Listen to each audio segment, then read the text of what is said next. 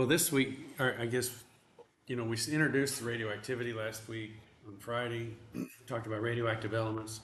Um, my understanding is really just that the nucleus gets so big that it becomes unstable. And so you have natural radioactivity where the nucleus just starts to spit out alpha particles or beta particles, or even just spontaneously splits and you get spontaneous fission. Um, we learned how to manipulate that with neutrons. Um, to create stimulated fission, so we could impact a nucleus with a neutron and cause it to like become more unstable and split in half and change that stimulated fission rate. They started. This is kind of a funny story. And a funny unit of measurement, right? Um, they started talking about the cross section of the nucleus, um, and there's an old joke, like if someone's a bad shot, they couldn't hit the side of a barn.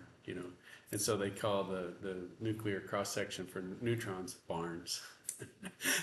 So, but it's like a play because it's not a big object, it's incredibly small. And so anyway, I think that's fun that there's a unit called barns, which is the cross section, neutron cross section for nucleus. And it's interesting too because it's the probability of the neutron being absorbed by the nucleus and making it unstable is a function of how fast the neutron's going.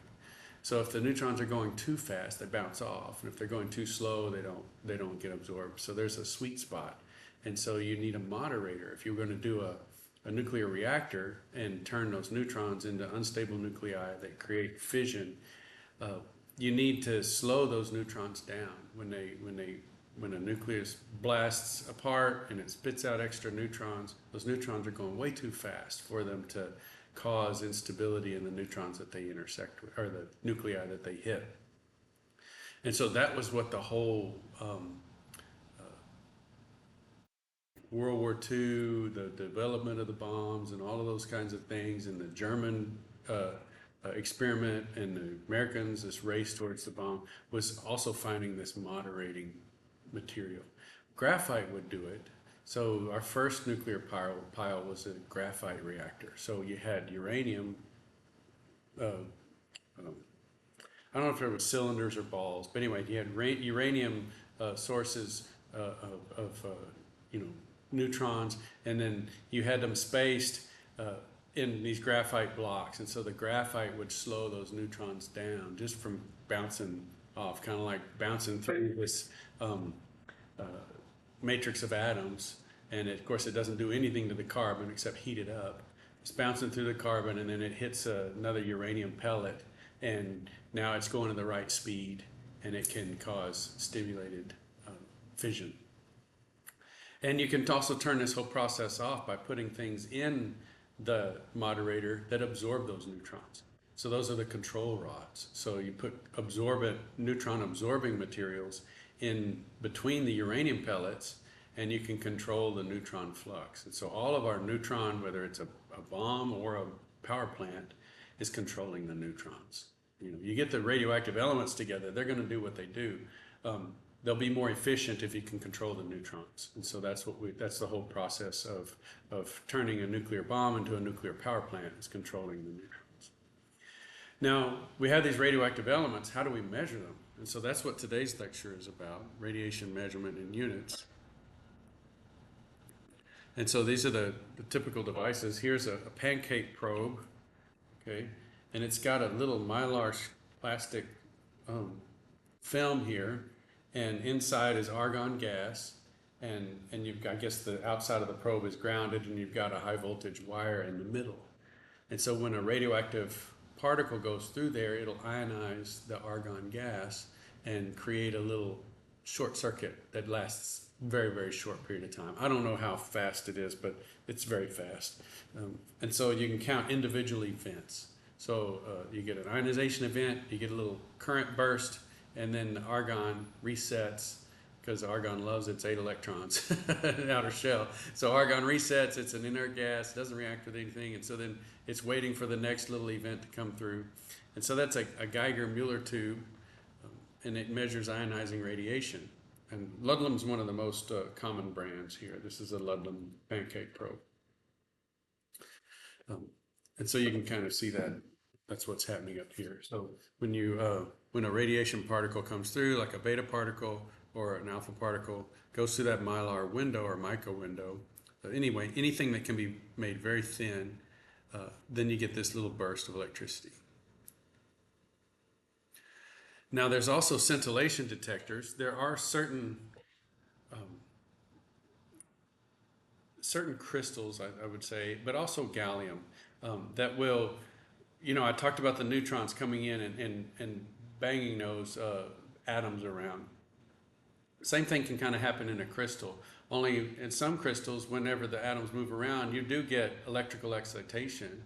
And then when they fall back down to their ground states, they emit light. And so radiative particles come in at really, really high energies, and then they generate, it's kind of like fluorescence, right? You have high energy conversion to lower energy, where you have sensitivity in the visible range.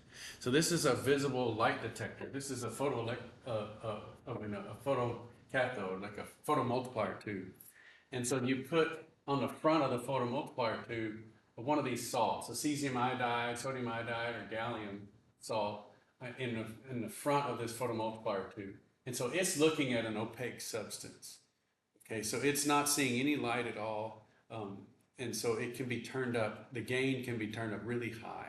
And so it's super sensitive to any kind of light that comes out of this. And then a high energy photon goes in and creates low energy photons. And some of those then cause the cascade, and you get a really large signal from a single photon. Now, some of these can also calculate energy of gamma rays. So like the gallium, if this is like a crystal of gallium metal and a gamma ray comes in, then it will create multiple signatures based on the energy of that gamma ray. So if you have a high energy gamma ray, you get a longer signal.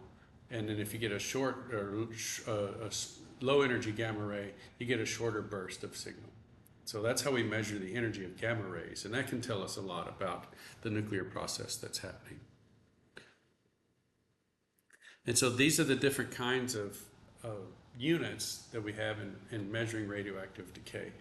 This is one of the frustrating things about studying radiochemistry is it's not as simple as any of the other things that we've studied. I mean, it's kind of like pressure, where there's all these crazy units. You got PSI, you've got pascals, you've got atmospheres, bar, all of these different things for inches of mercury, all these millimeters of mercury. We got all these units for pressure. Same kind of thing here in radioactivity. So let's look at some of those.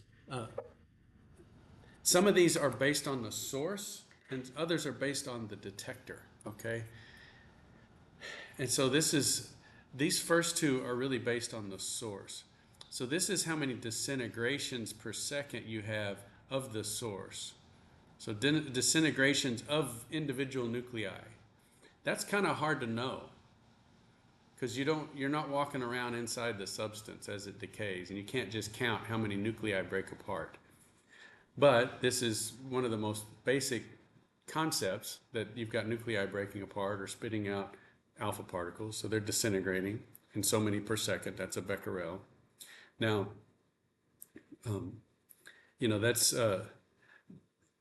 typically, if you're going to be measuring these, then you're going to need a lot of them.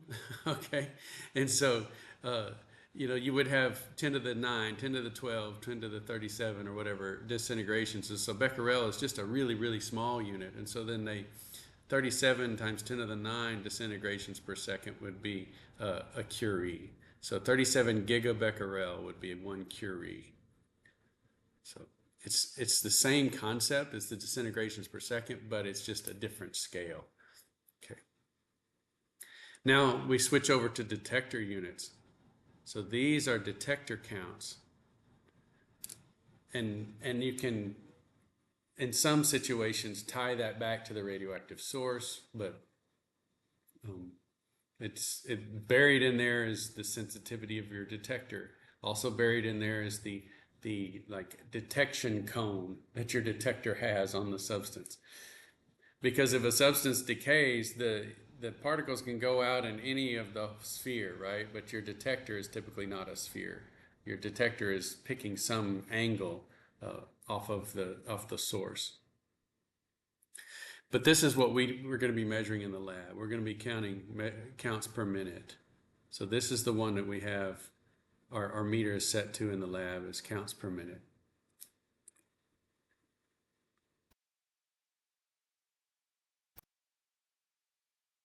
So is everybody clear with the concept? There's a difference between the source counts, like disintegrations per second, and then the detector counts. You know, how many ticks you have on this probe. So this would be the counts of radioactivity that go in the probe. That's a CPM or CPS measurement. Not all radioactivity is absorbable. So like if you get if the source gives off a gamma ray, the gamma rays will go right through your body, right through the walls, out to space, through the earth.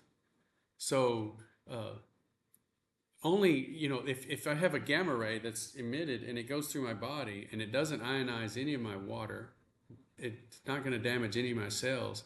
Did I really get exposed? No, because I didn't absorb any damage, right? So there's an exposure idea too. So this is an exposure count. The Röntgen is an exposure idea. It's how much energy, basically in charge, how many charge units did I get per kilogram? Because this is ionizing radiation. So if it doesn't ionize water, and water's the best thing to use, why would you think that? So, I mean, why would we say for exposure of our bodies, water would be important? What's the percentage? Do y'all remember? I never can remember. 70% water? Yeah, so that's a pretty good estimate. You know, to one significant figure, we're 100% water, right? So, 0.7. So if we look at the ionization potential of water, I think it's like 1,300 joules per joules. Then if the energy produced by that radiation is above that energy, so a photon or a particle, alpha particle, beta particle, is above that energy, then it's going to ionize water, or it has a chance to ionize water. And therefore, we would call that ionizing radiation. So the room light in here is radiation too, but it's not ionizing radiation. But the UV is. So we would consider the UV light that comes out of light sources, and certainly the sun, we consider that ionizing radiation. But it doesn't necessarily come from radioactive decay. Radioactive decay, and especially gamma rays, are way higher than UV. Now, if we were to deposit, say in water, 258 millicoulombs, or no, this should be micro, that's an M, but it should be in micro. Okay, microcoulombs per kilogram, that would be a Röntgen.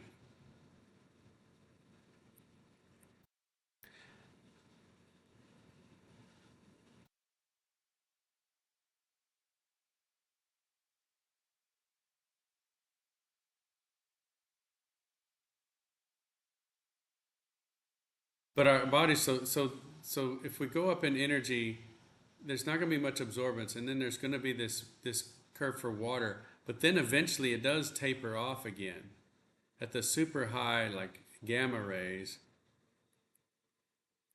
high gamma, it tapers off again. So we have, you know, from the UV up through the X-ray, I mean, some of the X-ray, and into the gamma, X and gamma, our body starts to taper off. Now, X-rays obviously go through our soft tissues, but they're absorbed by the bones. And so, you know, we use that contrast for looking at our bones in an X-ray image. But this region here, this is the absorbed region, and that's what we're talking about with the Röntgen is the amount of charge given to our body, specifically in water, by the radiation that comes through the body. Okay.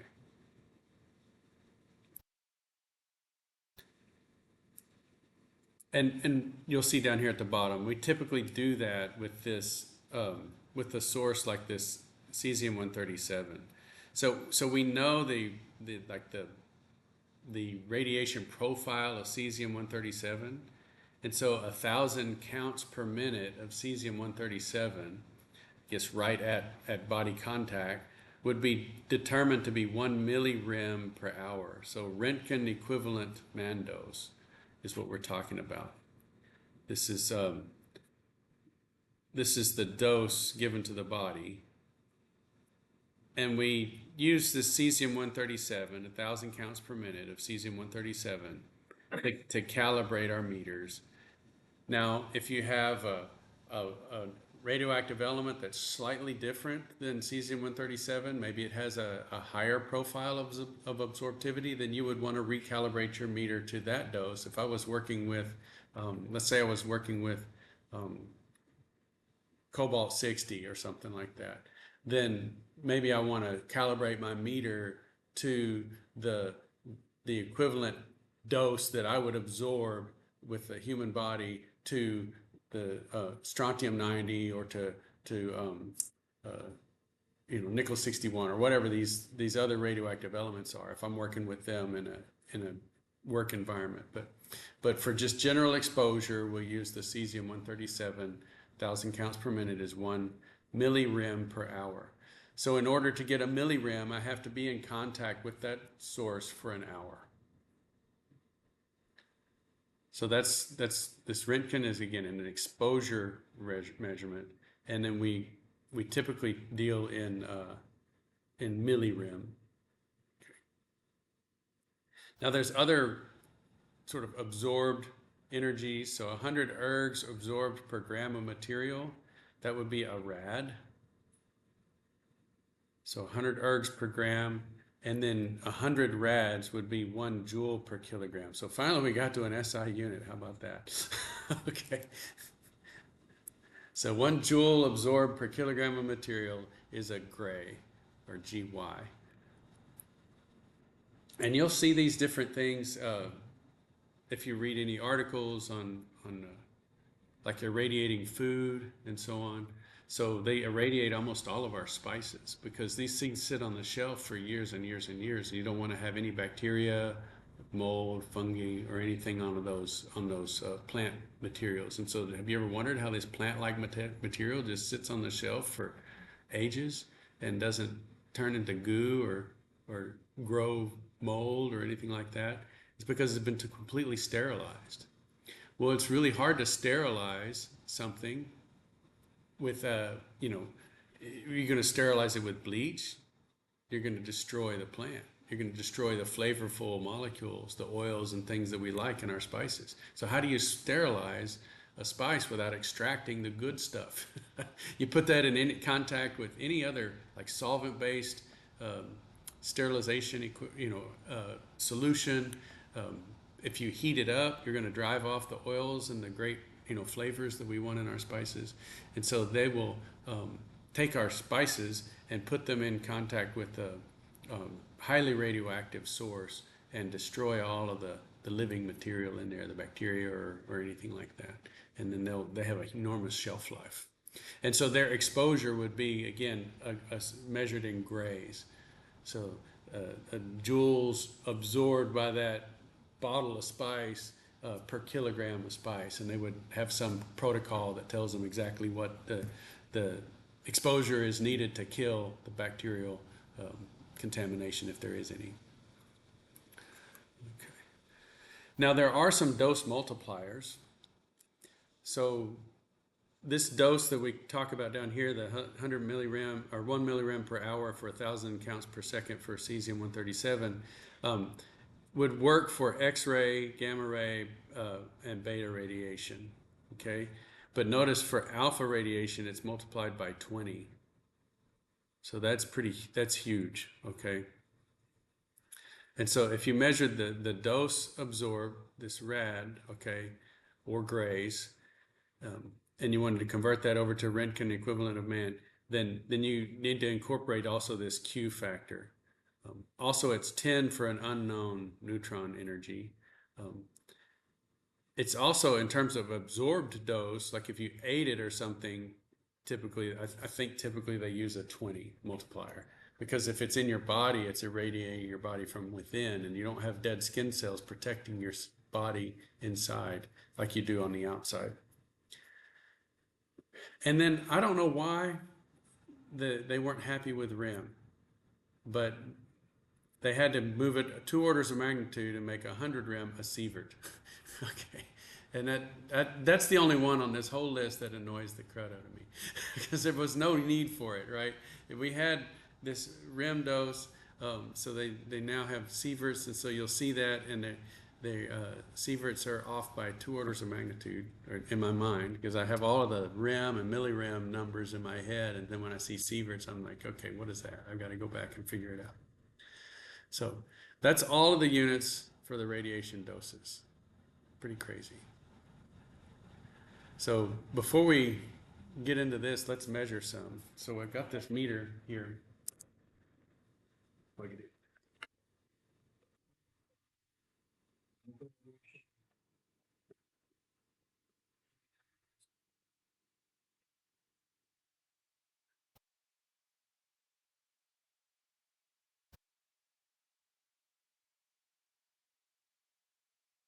Like if you're exposed to one in rays, and do the same.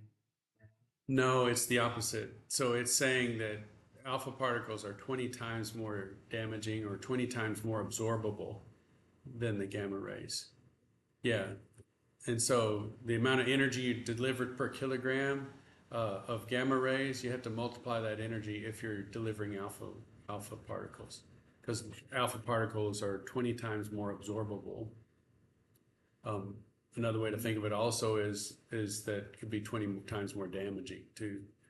They come in, they're larger, so they're stopped. Now they're stopped externally pretty easily by our dead skin cells, but they ionize our dead skin cells, and okay, maybe that's no big deal because it's on the outside of our body. But if they do get inside the body, then they're much more damaging. So they steal 2 electrons right away. So every alpha particle at the bare minimum would create two, you know, water plus, two H2O pluses, and then that H2O plus is gonna, it's not H3O plus, H2O plus. Okay, so then it's gonna probably split apart and make hydroxyl radical. Something's gonna steal that proton. It's essentially H2O plus. So you got a proton there. It's going to steal that, and then you got hydroxyl radical, which is a very reactive species. You've got now, an oxidizing situation that hydroxyl radical can abstract a hydrogen from, all your proteins and different things and kind of wreck the machinery of the cell.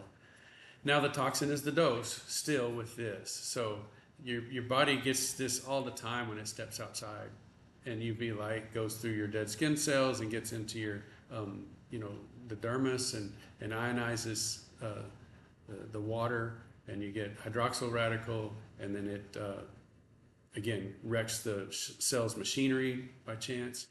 And then that cell no longer functions right, and so it dies, and then the body has to process the dead cellular material. So that's the most probable result.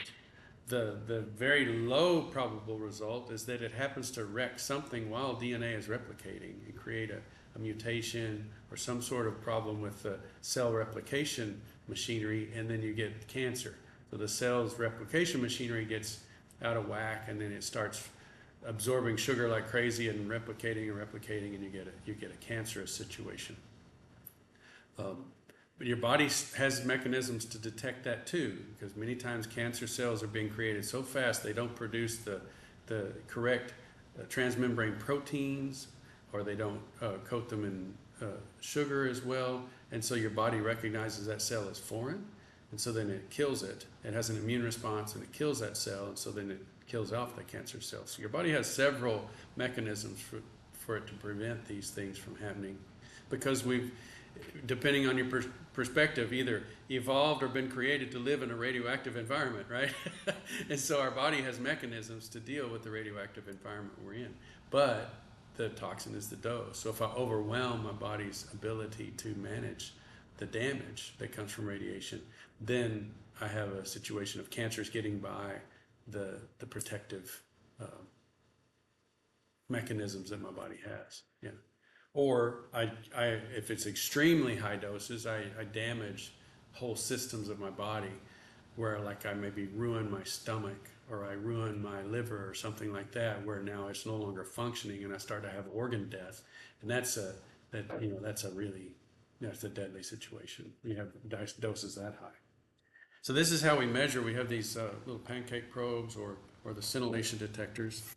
I'll try to move this around so we can get it on video.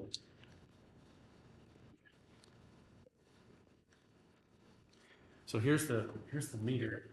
This one is not as fun as the one you're going to use in the lab, because this one, hello, it must have rebooted because of the power cord. Okay, so I'll just do it sideways here. So we have this thing measuring in millirem. Okay, here we go. It's calibrated to read millirem per hour. Okay, you can see that. And I've got various radioactive sources here, like this Fiesta ware plate. So this Blaze orange Fiesta ware from the 50s is uranium oxide. Okay, and so you put it on there, and it's showing high alarm, right? So it's coming in at, I think I got 14 downstairs. Yeah, so 9 millirem per hour is what it's coming in as. Now, if it's, let's say if it's alpha particle radiation, you can put this little plastic piece over it, and alpha particles will be stopped by the plastic, but beta particles will not. And so we can see what this measures with the plastic on it. It's showing low alarm. The other one was a high alarm. So it's cut it back. It's got a little pinhole here. So let me just get it away from that pinhole.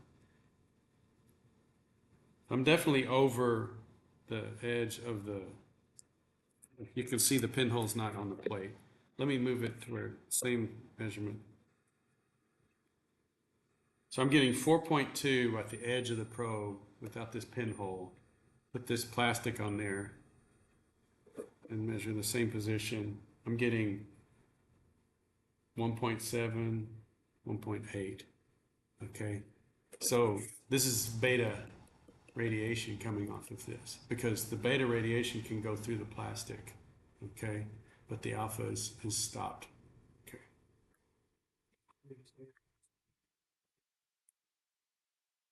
Well, there's some alpha, but it's mostly beta coming off of that. Let me.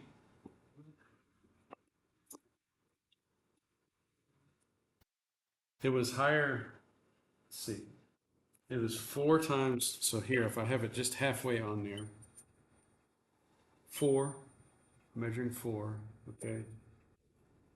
And I block it. Okay. And I'm again trying not to get that pinhole in there. 1.5. Okay. So there's still 1.5 is still a fair measurement, and so it's going through this plastic. I'll show you what. Here's an alpha emitter. This is a smoke detector. Okay, and a smoke detector has americium 141 on it, and so I'll put this plastic piece over. I get 0.1 measurement through the plastic. Okay, I'll take this off. 27. Yeah. So this is definitely an alpha emitter. 27 signal and 0.1, I think, what did I say, 0.1? 0.2. So the plastic is stopping all of those alpha particles. Okay. Now, so using some sort of barrier is the main point. The barrier allows us to measure the difference between alpha and beta. So beta will go through the plastic. It's reduced some. We went from 4 to 1. It was reduced some, but it didn't go like 27 to 0.1. That was the kind of difference we got for alphas. So from alphas, without the barrier, we had a 27 signal. We put the barrier on and dropped to 0.1. With the betas, we had 4 and it dropped to 1. So it only got dropped by 75% versus like 2 orders of magnitude.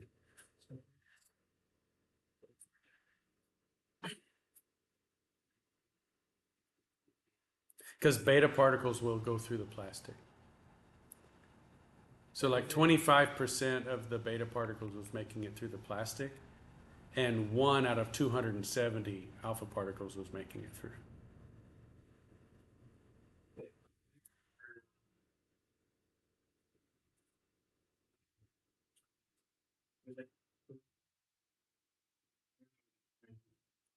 Yeah, this is millirem per hour.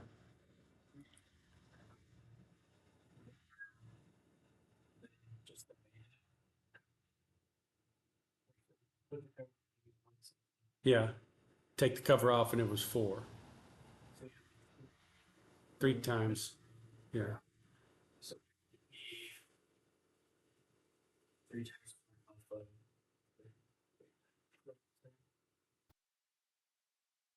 No, what we're talking about is how likely it is for these particles, alpha, beta, and gamma, to go through the shielding. And so this is a plastic shield, and beta will go through plastic pretty easily, but alpha won't. And so if we're trying to determine, is this a beta, is this radioactive substance emitting beta particles preferentially? It's not ever pure, but is it preferentially beta? Then we could use a plastic shield, and if the signal is still pretty strong, 1 versus 4, then it's beta particles. If the signal drops off dramatically, like from 27 it dropped to 0.1, then it's alpha.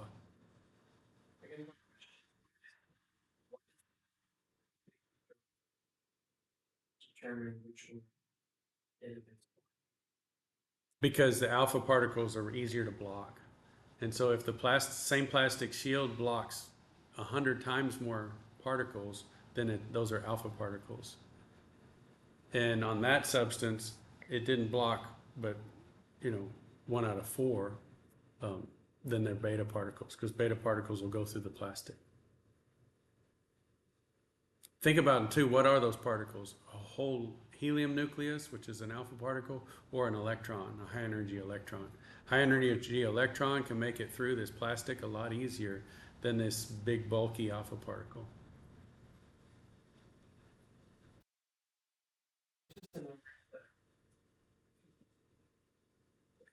But that's what today's lab is about too. So you'll be doing this in the lab. So you'll get more. So this is a shielding experiment. We're using a chunk of plastic to shield the radiation. And so if the shielding totally knocks the radiation down dramatically, then it's an alpha source. And if it has some effect but doesn't completely eliminate most of it, then it's a beta effect. Like this went from 4 to 1. It did have an effect, but it only dropped at 75%. Whereas this one, it was 27, and it dropped it to 0.1. So now those are the alpha and beta particles. The third one is gamma rays, and gamma rays can go through metal. And so you can use the back of the probe. So you can shoot it through the metal of the probe and use metal as shielding. And here we put this on, we don't measure any detectable alpha at all. So, I mean, there's probably gamma rays being emitted, but they're just not detectable. You have the daughter elements of that substance. We have here the this beta emitter. It's not giving off any detectable gamma. But I've got this little kit of sources here, little demonstration kit. And here we've got a bunch of different sources. Let's see, let me find one. This one is a source, cobalt 57, and it says here 1 microcurie, and it has a half-life of 271 days. And it's dated April 2008. So a good rule of thumb, what we'll see at the end of this lecture, is how do we know, like, when can we estimate that the signal's dropped to 0? A good rule of thumb was 7 half-lives, but it's also easier to just do 10 half-lives. And so 10 half-lives would be 2,700 days. And it's been more than 2,700 days since April 2008. And so we shouldn't measure anything with this source. And we can put it right on there, and we don't see anything. Yeah. So even though this was radioactive in 2008, it's not. And so it could be disposed of with the trash because it's not radioactive anymore.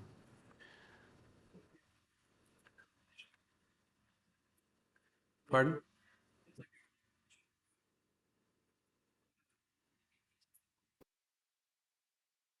The cobalt 57. Yeah, it's just an isotope of cobalt that probably came from a heavier element, that was fissioned, and then they extract these things from the nuclear waste. So they'll take nuclear waste out of a radioactive, out of a reactor and extract these radioactive elements.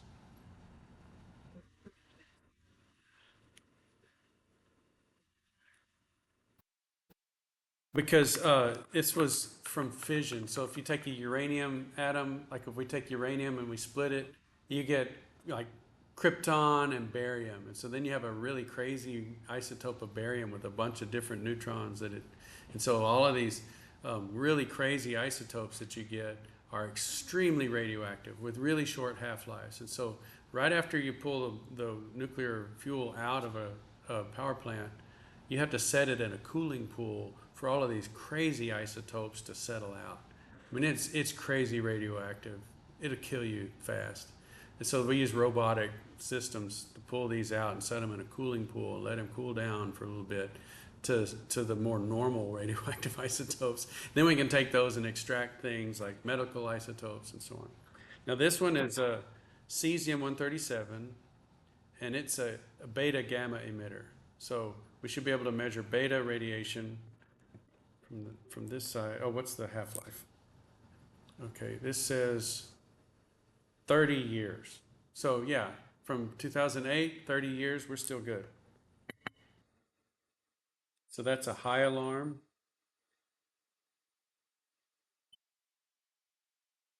Coming in at 13, 14 millirem per hour.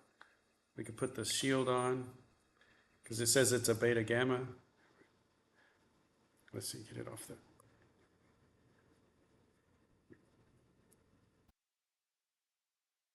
So from 14 down to 1, okay? And then we measure the gammas, we can measure with the back of the probe, and we're measuring 0.2, 0.3. So remember, I put the back of the probe on the americium, I got 0. I put the back of the probe on the Fiesta plate, I got 0. But here I'm putting the back of the probe on the cesium, and it says on the source it emits gamma, and we're measuring the gammas at 0.4. So that's another way to measure the gamma, um, source strength.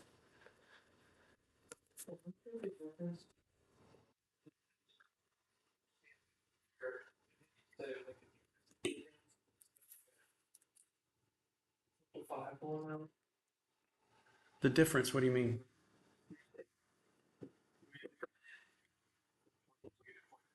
Yeah, so it is quantifiable, and that's one of the things you'll do in the lab.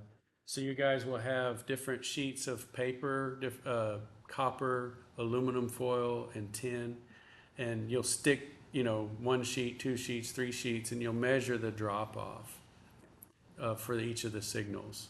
Okay, and then you can put a linear, fit to that, and you can calculate all other distances. Yeah. And so that's the shielding way to protect yourself. And when we get to the health, yeah, I think the next one is health and safety radiation. We'll get to how we protect ourselves with time, distance, and shielding. There's some discussion of that in the lab handout too. So we can protect ourselves with shielding, like when you're in a dentist and you get an x-ray. We can protect ourselves with distance. That's what the x-ray technician is doing. She's walking around the corner and punching the button, right? And then time, the radiation equipment is not on all the time. We only turn it on when we want it. And that's just x-rays, but still it's ionizing radiation. So we use all three all the time. Uh, so let's talk about the kinetics of radioactive decay. This is nice because it's first order kinetics, and first order kinetics is super easy. You guys are doing the kinetic experiment in integrated, probably driving you crazy. This is a very easy one. This is first order, right? And so as we learned in Gen Chem, first order processes follow these equations. Okay. And so A can be concentration, but in this case it's counts per minute, counts per second, millirem per hour. So any of these things can be A, right? Any of these different activities. And so you think of A as activity. And so one of the most common ones to think about where you hear about the radioactivity is in carbon-14 dating. And so there's the atmosphere is 80% nitrogen. And so when it gets up to the upper atmosphere, ionizing radiation will ionize that molecule. It'll populate antibonding orbitals and so on. And so you'll get nitrogen atoms up in the ionosphere. And the vacuum UV light will create nitrogen atoms. Cosmic rays will hit those atoms and they'll destabilize the nitrogen nucleus, and it will spit out a positron and create a carbon-14 atom. So that's where carbon-14 comes from. It comes from the nitrogen. Then that gets incorporated into oxygen as it diffuses back down lower in the atmosphere, reacts with ozone or reacts with oxygen and makes CO2. And so this is producing a near constant amount of carbon-14 labeled. It's like what we do in chemistry. We label molecules with particular nuclei. This is carbon-14 labeled CO2. And then plants respire, bring in the CO2 and fix that carbon in the plant material. And then we eat animals that eat plants, or we eat plants, and so we have carbon-14 in our bodies.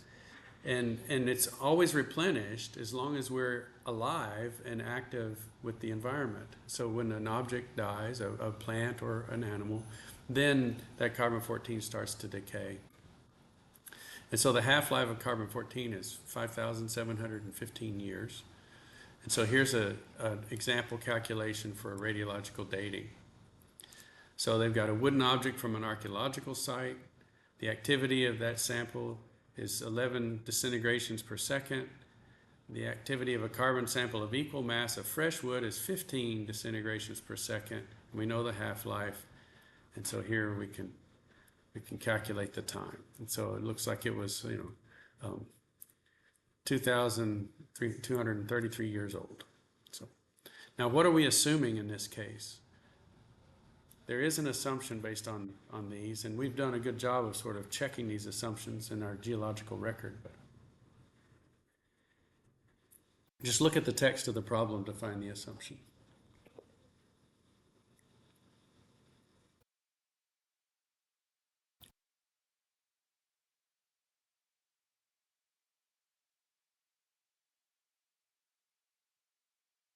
So this was A0 here, and this was AT.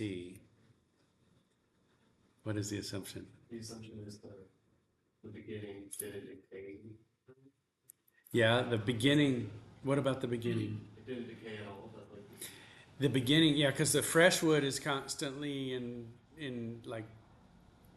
equilibrium with the atmosphere. So that's one of our assumptions that all living creatures and plants are in equilibrium with the atmosphere. So that's a pretty good assumption. But what is the one big assumption that we're making? There's one that's bigger than that.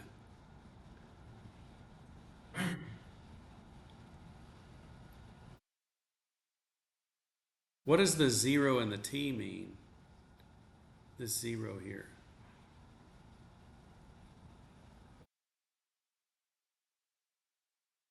The subscript is related to time, isn't it? So what does 0 mean?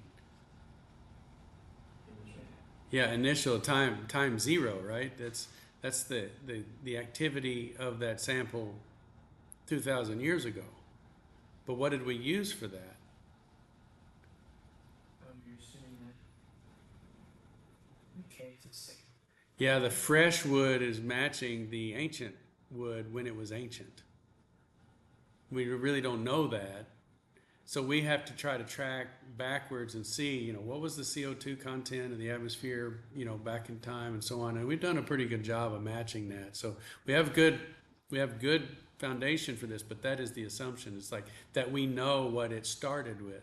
We're saying it started at 15.2 counts per second, and now it's 11.6. So it must be 2,000 years old. So we have to pay very careful attention to what the initial activity was. Otherwise, the dating is off a little bit. Yeah. So, Okay, this is half-lives and decay constants. Notice that, you've got these really long half-lives, like uranium-238, 4.5 billion years old. So that's a really small decay constant, 10 to the minus 10 per year. Okay. Here's uranium-235, much more radioactive. Here's plutonium, carbon-14. Here's cesium, strontium, and iodine. Which of these, would you, in your opinion, is the most dangerous for humans? Why do you say that? 8 days, so it's highly radioactive, okay? So this is I would say the hottest, right? Yeah, so it's going to be putting out more radiation in a given time, okay? But there is something about iodine that protects us. Is iodine water soluble? Like in its iodide form, yeah? Yeah, yeah. So if we had iodide in our bodies, we would probably pee it out, okay? So yes, we would get irradiated like crazy while it's in our bodies, but we would pee it out. So there's a biological half-life in there too.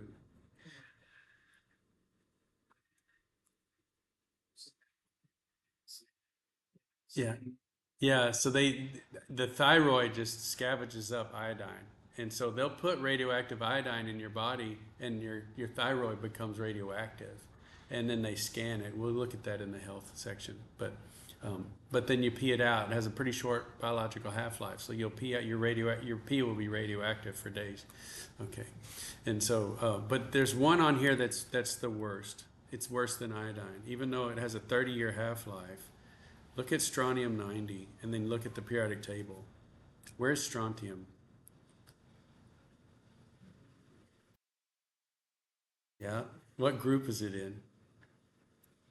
Group 2. What part of your body just holds on to group 2 elements? Look up on group 2. What do you see related to the body? Bones, calcium. Calcium's the one.